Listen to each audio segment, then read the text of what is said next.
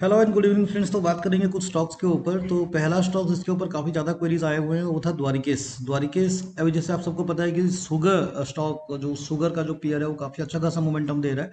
बलराम चीनी को पकड़ लो, आप द्वारिकेश को पकड़ लो, आप देश शुगर को पकड़ लो।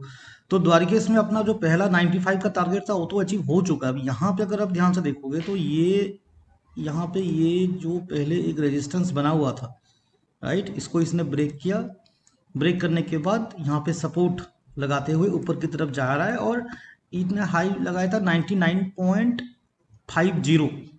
99.50 का हाई है और अपना टारगेट क्या है आप सबको पता ही है, 100। ठीक है, सो 0.50 के लिए अपना दूसरा टारगेट ये कट गया है ना। तो फिर भी पोजीशंस अपना कायम है। 100 एक बार हिट होना चाहिए और अगर 100 के ऊपर एक बार सस्टेन कर जाता है तो और ऊपर की तरफ मोमेंटम हो सकता है। लेकिन हम लोग क्या करेंगे, यहाँ पे अपना स्टॉप लॉस को यहाँ से ऊपर की तरफ ट्रेल कर लेंगे, ये सबसे ज़्यादा जरूरी है। या फिर थोड़ा सा पार्शियल प्रॉफिट बुकिंग कर सकते हैं यहाँ पे। ठीक है, निफ्टी की थोड़ा सा बात करते हैं। अभी निफ्टी यहाँ पे देखिए, जो मैंने पहले भी आपको बोला हुआ था, एक राइजिंग वेज, ये सबसे पहला और सबसे बड़ा राइजिंग वेज था। राइजिंग वेज पैटर्न था जहाँ से ये ब्रेकडाउन हुआ था, राइट। तो ये यहाँ एग्जैक्टली यहाँ पर ही इसने, मेरे को लग रहा था कि ये इसके ऊपर सस्टेन कर जाएगा, लेकिन नहीं, एग्जैक्टली वहीं से ये फॉल देने की कोशिश कर रहा है। तो ये फिलहाल के लिए सबसे बड़ा रेजिस्टेंस बना हुआ है 18,300। अगर ओआई की माने तो भी 18,300 सबसे बड़ा रेजिस्टेंस आपको दिख रहा है। और ये जो प्रीवियस राइजिंग वेज था उसका जो टॉप है ये रेजिस्टेंस, इसका मतलब ये नहीं कि इसके ऊपर ये ब्रेक नहीं करेगा, ऐसा कुछ नहीं है। अब अगर इसको इसकी सपोर्ट की बात करेंगे टेक्निकली, आगे बजट है तो मैं यहाँ पर ज़्यादा बियरिश नहीं हो सकता। तो एग्जैक्टली वो अपने पहले सपोर्ट पे ही है। यहाँ पे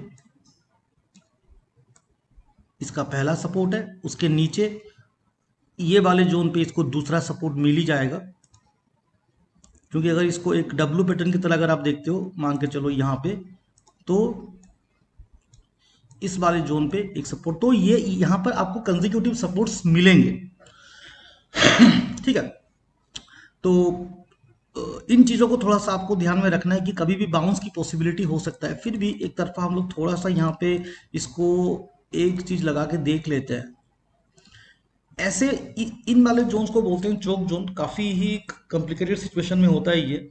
अगर इसको हम लोग मैड्रिड लगा के देखेंगे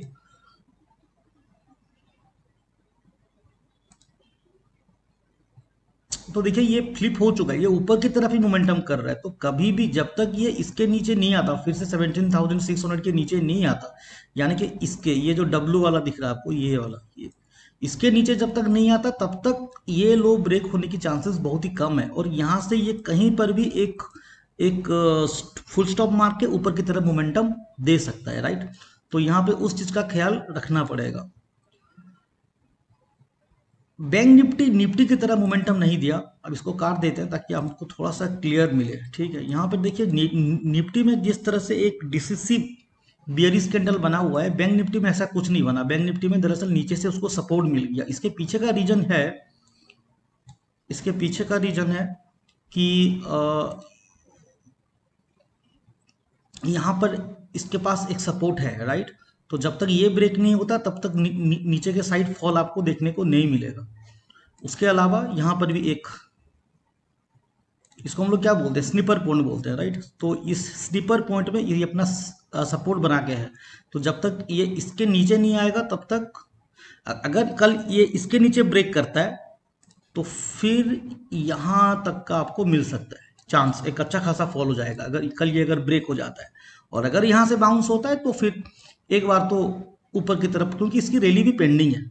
निफ्टी ने तो काफी ऊपर आया है लेकिन बैंक निफ्टी उस तरह से नहीं आया है। स्मॉल कैप की बात करेंगे तो small cap already life time high बना चुका है कम से कम 5-6 बार, और उसके बाद वो नीचे आके वहीं पर सपोर्ट ले रहा है जहां पर उसको सपोर्ट लेना चाहिए। एग्जैक्टली वहीं से आज उसने सपोर्ट लेके ऊपर की तरफ बाउंस किया, है ना। तो स्मॉल कैप सबसे पहले भी आगे चल रहा था, अभी भी आगे ही चल रहा है ना। उसके बाद अगर बात करेंगे, एक सेक्टर है जिसमें आपके बीएससी, सीडीएसएल और आईएफएलडब्ल्यूएम तीनों आते हैं। तो तीनों के तीनों काफ़ी तेज लग रहे हैं। बीएससी देखिए फिर से अपना वो तो हाई मारा ही था, उसके बाद वो नीचे आया, नीचे आने के बाद अपना वो पुल बैक को कंप्लीट किया और फिर भी वन साइड ऊपर की तरफ कंटिन्यूसली जा रहा है। तो यहाँ पर भी बुलिश व्यू कायम है। एक बार ये हाई तो ब्रेक होना चाहिए। Same in CDSL also. CDSL में बात करेंगे तो ये इसका रिग्रेशन चैनल है, राइट। ये अभी रिग्रेशन चैनल के बीच में ही ये घूम रहा है, लेकिन जो मोमेंटम है वो अपसाइड मोमेंटम है। प्राइस एक्शन भी अपसाइड की तरफ दिखा रहा है, ठीक है। टिन प्लेट की बात करेंगे तो टिन प्लेट फाइनली उसने लाइफ टाइम हाई को ब्रेक किया और आज एक नया लाइफ टाइम हाई, कल उसने लाइफ टाइम हाई नया जो था उसका बनाया था और आज उसने फिर से एक नया लाइफ टाइम हाई को बनाया जिसका फिगर है 376। सो काफ़ी बार टिन प्लेट के ऊपर मैंने अपना व्यू रखा हुआ था कि टाटा ग्रुप का एक सबसे बड़ा जेम स्टॉक है और ये मल्टीवेगर अंडर वैल्यूड स्टॉक है। तो यहाँ पे एकुमुलेशन करने के बाद ही ऊपर की तरफ मोमेंटम गया है, तो हो सकता है कि फिर से रिटेस्ट करने के लिए आए या फिर ना भी आए, लेकिन ऊपर की तरफ मोमेंटम कंटिन्यू रहना चाहिए। 500 का मिनिमम टारगेट हम यहाँ पे जो है पकड़ के इसको भी चल रहे हैं टिन प्लेट पे। उसके बाद बात करेंगे कोबाई। कोबाई जो है मेडिकल सेंटर है, तो कोबाई मेडिकल सेंटर में कल ब्रेकआउट हुआ और 1600 के ऊपर, सॉरी 1800 के ऊपर अबव 18,000 ये सपोर्ट लेके सस्टेन करने की कोशिश कर रहा है। तो आपका स्टॉप लॉस भी अभी थोड़ा सा ऊपर की तरफ आना चाहिए। तो आपका टारगेट होगा जैसे ये फिर से इसके ऊपर जाना स्टार्ट करे, एटलीस्ट 2000 आपका टारगेट होना चाहिए। पहला टारगेट 1900 तो अपना हिट हो गया है, राइट। और दूसरा टारगेट है 2000। ऊपर की तरफ मोमेंटम देता है तो 2000 हिट होना चाहिए। और अगर जैसे ही अगर ये नीचे आता है तो आपको पोजीशन काट लेना पड़ेगा, क्योंकि there is a maximum chance कि ये फिर से ये लोअर लेवल को एक बार हिट करे। चंबल फर्टिलाइजर को भी मैंने ये जो था इसको रिकमेंड किया था, वो भी कंटिन्यूसली लाइफ टाइम हाई बना रहा है। तो Deepak fertiliser and Chambal fertiliser, right, ये दोनों। तो चंबल फर्टिलाइजर और दीपक फर्टिलाइजर से ज्यादा बुलिश मोमेंटम अभी जो दिख रहा है चंबल फर्टिलाइजर में दिख रहा है, राइट। दीपक फर्टिलाइजर में आज हमने काफी प्रॉफिट बुक कर लिया है already. Chambal fertiliser still upside momentum दे रहा है, 500 के पास है round figure. The most strongest psychological resistance यहाँ पे आपको देखने को मिल सकता है चंबल फर्टिलाइजर पे। 500 के बाद ऊपर अगर सस्टेन करेगा तो यहाँ पे बिल्कुल और ज्यादा बाइंग करनी चाहिए in a mid term and long term view. Wipro नीचे आ रहा है, आईटी सेक्टर सब नीचे आ रहे हैं। आईटी सेक्टर में काफ़ी अच्छी खासी सेलिंग अभी बनी हुई है, तो इसको वेट करना पड़ेगा। अगर विप्रो पे मेरी आंखें मतलब है गड़ी हुई, तो 600 या 600 के नीचे अगर मिलता है तो यहाँ पे बाइंग पोजीशन हम लोग इनिशिएट कर सकते हैं, ठीक है। उसके अलावा एक स्टॉक था ट्रेंड। ट्रेंड पे आज हमने क्वांटिटी क्यों रिड्यूस किया, उसके पीछे मेरे को दरअसल काफ़ी लोगों ने पूछा कि अगर आज ये लाइफ टाइम हाई बनाया तो हमने क्वांटिटी क्यों रिड्यूस किया। देखिए क्या होता है यहाँ पे इसने लाइफ टाइम हाई तो बनाया, लेकिन आपको क्लियरली एक ट्रिपल टॉप दिख रहा है ना। तो 1200 के ऊपर ये 3 बार फेल हो चुका है, एक बार भी गया नहीं है। आज लाइफ टाइम हाई बनाया लेकिन वहां से नीचे लुढ़क गया ये। तो जब तक 1200 के ऊपर सस्टेन नहीं करता तब तक हम इसमें क्वांटिटी अपना स्टेक नहीं बढ़ा सकते, यहाँ पर हम लोग फ्रेश बाइंग भी नहीं कर सकते, राइट। तो यहाँ पे थोड़ा सा वेट करना चाहिए मेरे हिसाब से, क्योंकि अगर ये यहाँ से नीचे आता है तो फिर ये ट्रिपल टॉप काफ़ी पावरफुल होता है और ये इसको नीचे की तरफ धक्का दे सकता है। इसीलिए हमने आज यहाँ पे क्वांटिटी को अच्छा खासा रिड्यूस कर लिया। अगर इसके ऊपर सस्टेन करता है तो फिर से हम लोग क्वांटिटी बढ़ा देंगे, उसमें कोई जल्दबाजी नहीं है, उसमें कोई दिक्कत नहीं है। लेकिन फिलहाल जैसे ही आंखों में दिखता है एक नेकेड ट्रिपल टॉप, तो यहाँ पे क्वांटिटी ज़्यादा बढ़ाने का भी कोई मतलब नहीं बनता। HACL जो ये काफ़ी दिनों से ऑलमोस्ट 6-7 महीना हो गया ये एक कंसोलेशन जोन में है।